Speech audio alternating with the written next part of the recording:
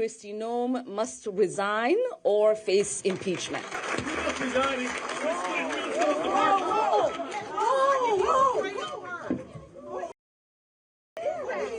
I don't know. Oh my God. Oh my God, he sprayed something on her. I need a napkin to know nothing.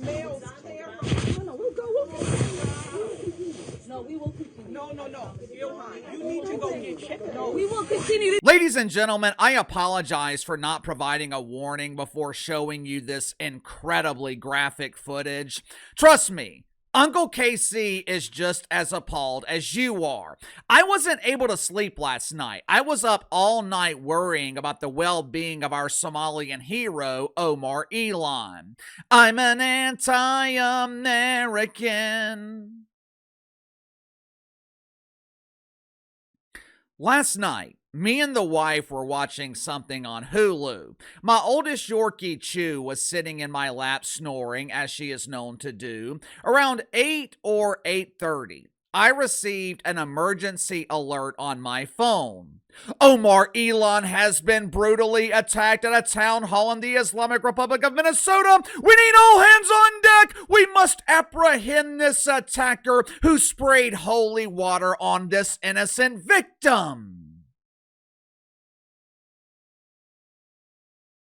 I immediately reached out to my inside sources. They were on the scene last night when what appeared to be a white supremacist carried out this brutal attack on our Somalian hero. It was either a white supremacist or a white Christian nationalist. My inside sources have yet to confirm his chosen ideology. Me personally, I'm leaning towards a rogue white Christian nationalist. I have been researching this evil organization, and one of their preferred methods of attack is spraying holy water on those that they deem evil. Either way, this senseless act of violence, it has no place in the Islamic Republic. To her credit, Omar Elon refused to back down. She refused to be spiritually cleansed by this holy water. As you saw in the clip, she attempted to retaliate with an incredibly soft jab that could have been mistaken for flirting.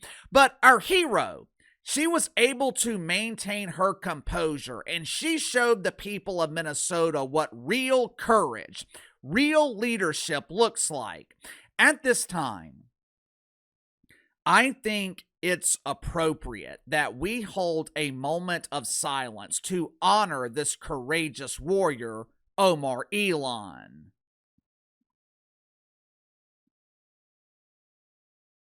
You really expect me to believe this? You really expect Uncle KC to bite into this shit sandwich? Wasn't it just yesterday afternoon in the video about Jim Kimmel that we were talking about the horrendous performances of these paid actors? That clip with Omar Elon, that was one of the worst performances I have ever seen.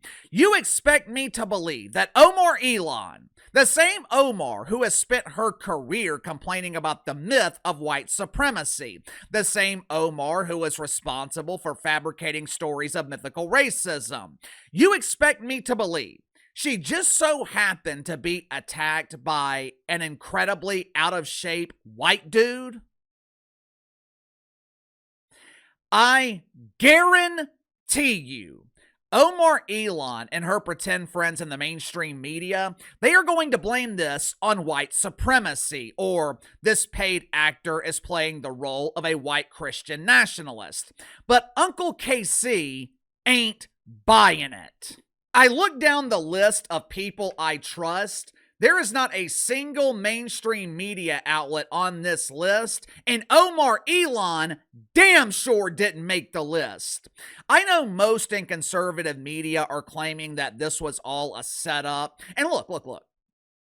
They're not wrong, but me personally, I think it's a bit deeper than that. This was more than a setup. This was a diversion. Make sure to like and subscribe. You can follow me on Twitter at KC_BTL84. Link to the second channel is in the description below. Today on the second channel, going to be talking about Bill Belichick being denied entry into the NFL Hall of Fame. There is no logical reason as to why one of, if not the greatest coach in the history of the league, is being denied this prestigious honor. But the media writers who vote for it, they are doing their best to polish the turd. They are trying to convince us that Bill Belichick doesn't deserve to be honored. I'll tell you what I think is the real reason Bill Belichick was rejected. So if you haven't already, click the link in the description or the pinned comment below. Subscribe to the second channel.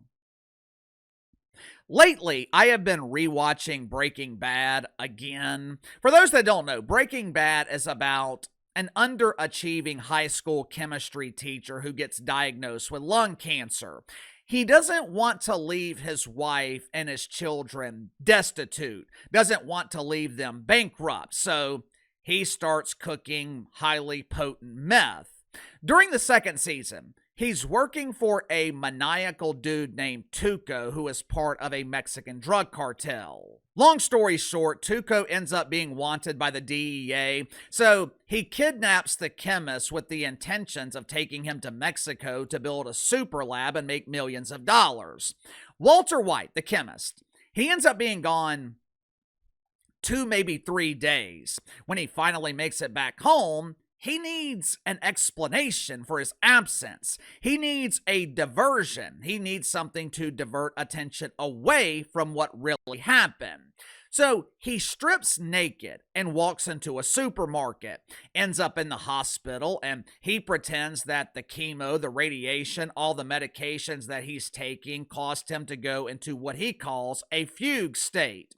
He claims to not remember anything that happened, has no recollection of the last 2 or 3 days.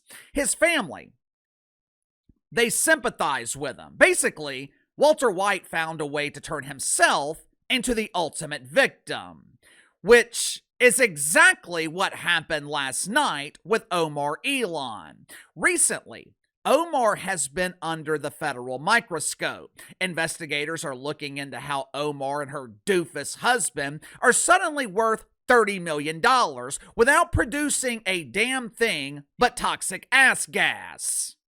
But KC, Ilhan Omar is the proud owner of a winery. A winery? Correct me if I'm wrong here. Isn't wine an alcoholic beverage?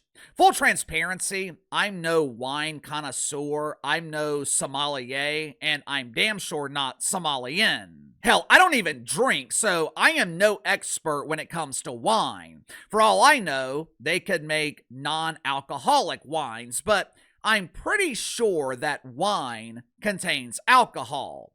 Again, correct me if I'm wrong here. Omar Elon, she is a proud Muslim, right? According to the Quran, drinking alcohol is considered haram. Translated to English, that means it's forbidden. Translated to Espanol, it means it's no bueno. So why would a proud Islamic woman own a winery?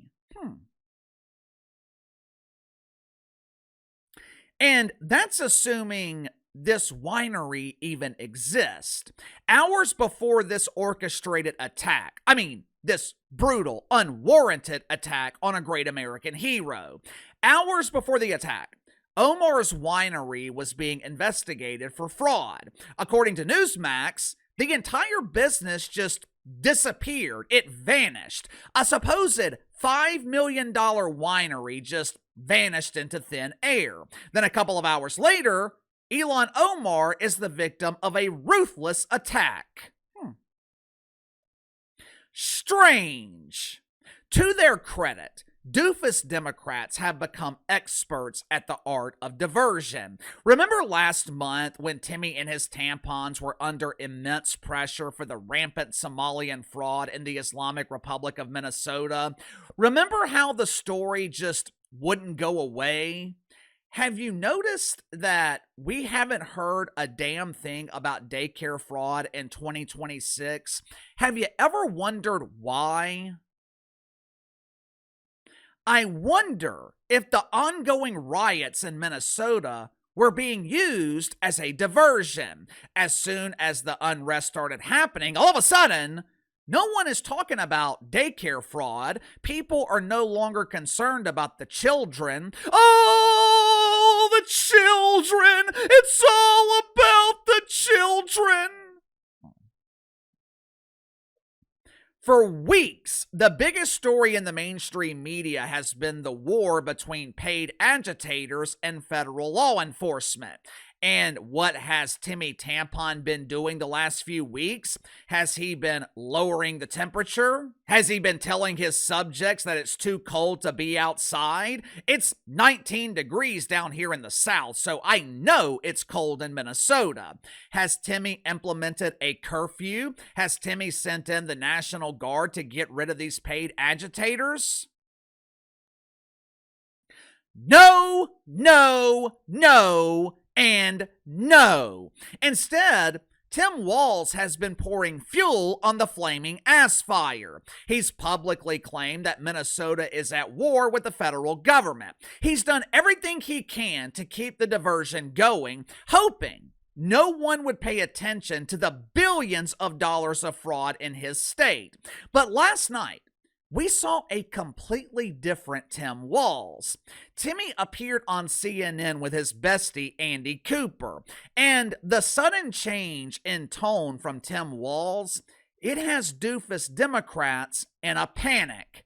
Watch for yourself. Tom Homan's a professional, which is a lot more than Bovino and Kristi Noem. We need these folks out of Minnesota. I'm not interested in a more efficient metro surge. I'm ready for them to get out of here, and I think that's where Minnesotans are talking about. So it was progress. Tom Homan landed last night, and he called me last night and asked if he could have a meeting, and he was there at 9 o'clock. So, look, I think that's progress, but they started this fire, so we're not giving anybody credit for putting it out. But right now, what we need is a return to normalcy. Timmy, what the hell happened? What happened to the false bravado? What happened to the fake machismo? What happened to I'm Tim Walz and my tampons are lethal weapons?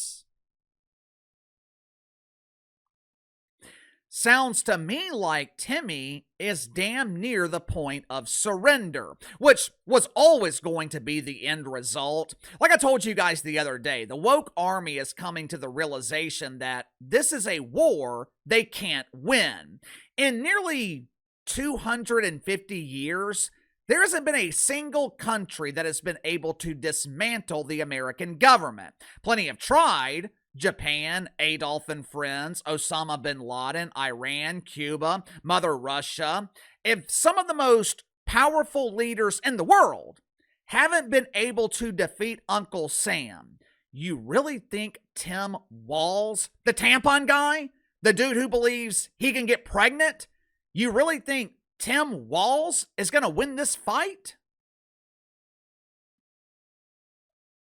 The problem for Timmy, this diversion didn't work. It might have worked temporarily, but the thing about the feds, they have nothing but time. The feds are very, very patient. They have no problem waiting.